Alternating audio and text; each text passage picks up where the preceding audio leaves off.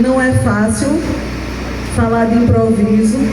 Eu soube que ia falar agora, nesse momento. E falar depois desse grande orador, conhecedor da história de Goiânia, de Pernambuco e do Brasil. Então me perdoem qualquer falha.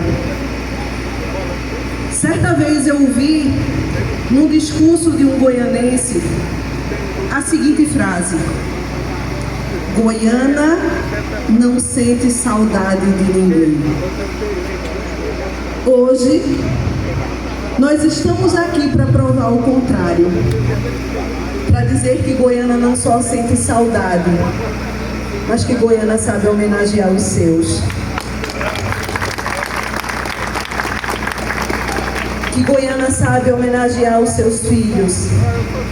Que Goiânia sabe homenagear e reconhecer os seus heróis. Que Goiânia sabe fazer história. Porque é isso que a gente está fazendo aqui. Estamos escrevendo algumas linhas nas páginas da história de Goiânia e deixando registrado o nome desse grande goianense, que não foi só um grande herói, que não foi só um herói de guerra, mas que foi um grande homem, um grande político, um grande pai, um grande irmão e um grande cidadão. E não tem como falar de seu Henrique e não falar de vovó Lia, e não falar dessa grande mulher. Quando todos dizem que por trás de um grande homem, eu não digo nem por trás, ao lado de um grande homem sempre tem uma grande mulher.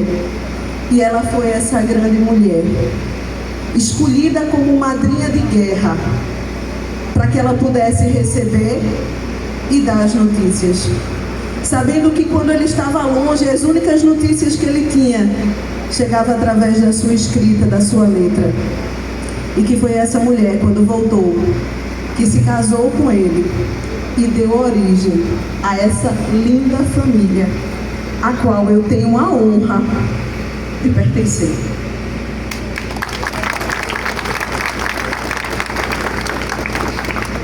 Eu me lembro que no aniversário de Tio Guido, no dia 17 de abril desse ano, nós estávamos aqui comemorando os 70 anos dele.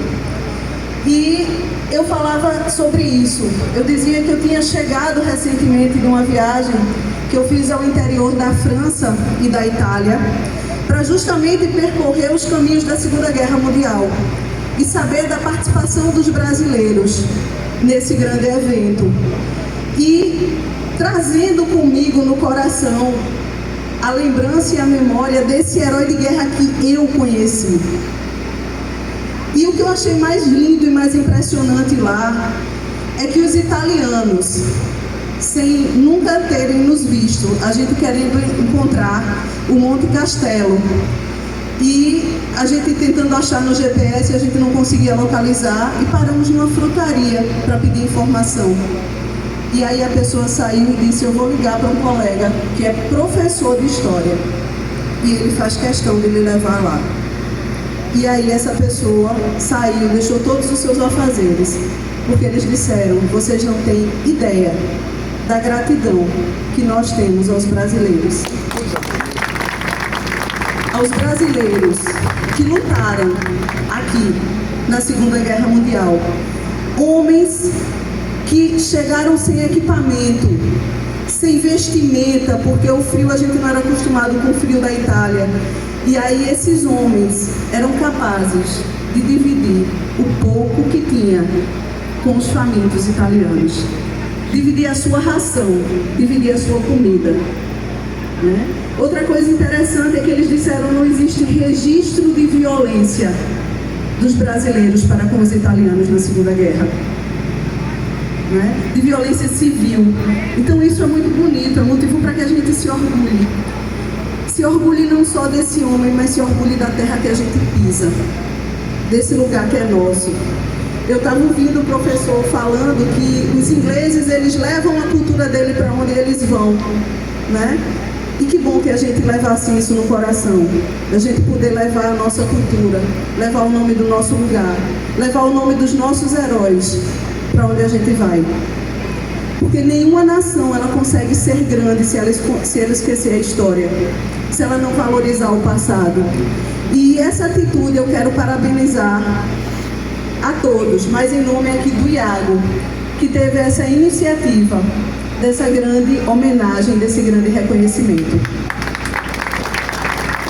Para não tornar enfadonha, né, as minhas palavras, eu quero terminar com uma poesia que retrata o que eu disse no começo da minha fala, né, que diz que Goiânia não tem saudade de ninguém. E esse homem, esse poeta que se dizia goianense, Adelmar Tavares, mesmo sem ter nascido em Goiânia, mas viveu aqui toda a sua infância e depois foi para o Rio de Janeiro e foi o primeiro poeta popular a assumir uma cadeira na Academia Brasileira de Letras, se tornando imortal.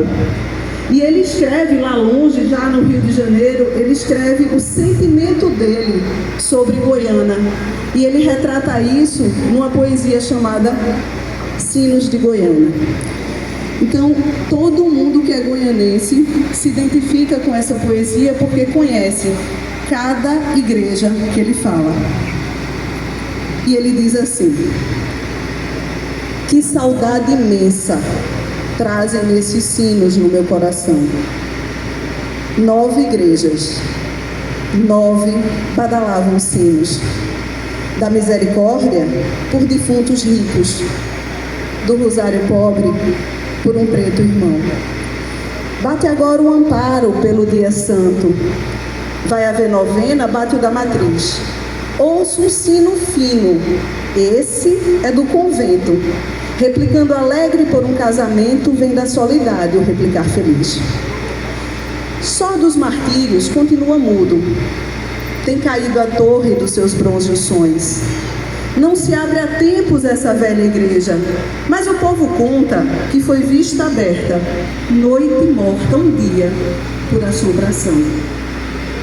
Velho Carmo, escuta o teu bater de sinos quando finda o dia. Tua torre negra toda encapuzada é como um frade orando pela tarde fria, como os sinos de Manuel Bandeira, sinos do Bonfim, sinos de Belém, sinos da paixão. Batem na minha alma quando estou sozinho. Esses longes sinos, sinos de Goiânia, que recordação.